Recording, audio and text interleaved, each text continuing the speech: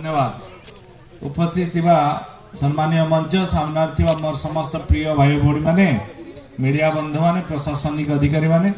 समस्त को स्वागत जनाऊँ अभिनंदन शुभेच्छा। जे आम अंचल दीर्घ दिन ये समस्या थिला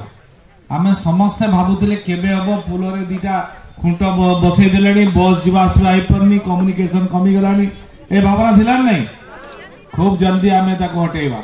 नुआ सरकार आसिला माननीय मुख्यमंत्री मोहन माझी हेले आम सरकार मोहन माझी पाखरे आम कथा रखिलु खूब जल्दी आकु करबा पाई मध्य आमे जहा जहा सैंक्शन थिला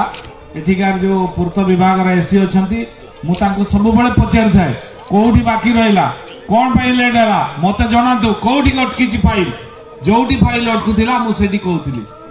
से चीफ इंजीनियर एआईसी सेक्रेटरी पर्यंत आमको तुरंत दरकार से पुल आमर हवा दरकार आम लोकंकर कम्युनिकेशन ठीक हवा दरकार ठीक ना नहीं। एबे आम पुल सैंक्शन हेची एटा 25 मीटर लंबा हबो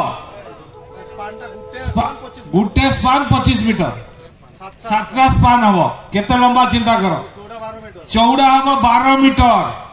पूरा चौड़ा वाला डबल वाला हबो पूरा आगामी भविष्य पाई मध्य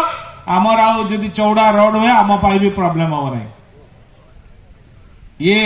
सबुदिन गोटे समस्या जीव एवं भल भाव काम हम जी भी ठिकादार नब ये तो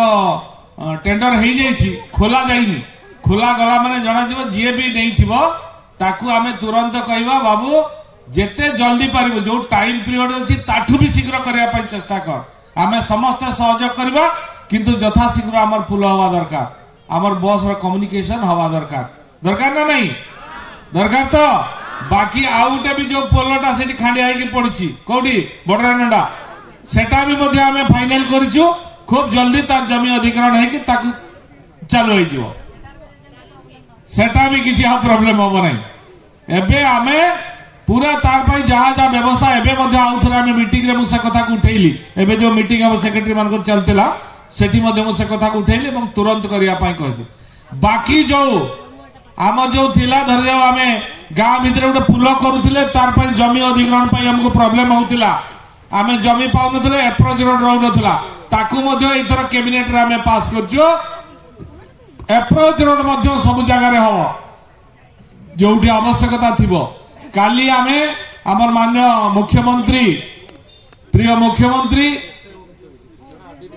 इनागुरेशन करले कोन को कोटा विकसित गाँ विकसित ओडिशा ओडिशा विकसित हवा पाई हमें चाहूचे जिदि गाँ विकसित न हो ओडिशा विकसित हवा ना तेणु सब गाँ रे मध्य विकास करबा पाई हमें योजना करूचे 5 वर्षिया स्कीम करचे प्रत्येक वर्ष 1000 कोटी टंका करी खर्च हबो एवं विकसित गाँ आगामी दिन रे परिणत हबो।